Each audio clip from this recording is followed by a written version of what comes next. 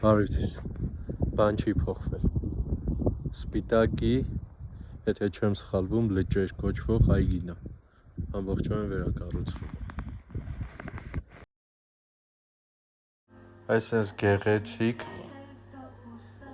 մանկական խաղահրապարակներ է կառուցվում նաև։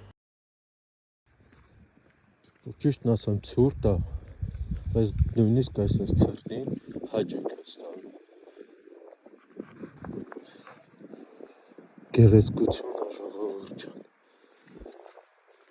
Մյուս տարի ամառը կգաք կվայելեք։ Այն 30 տարին, որ քանդել են, այ դրանք թող կան, այդ Սերժ Քոչարյան, Հիմիկ Թազա ինչ-որ էլի կան, թող կան,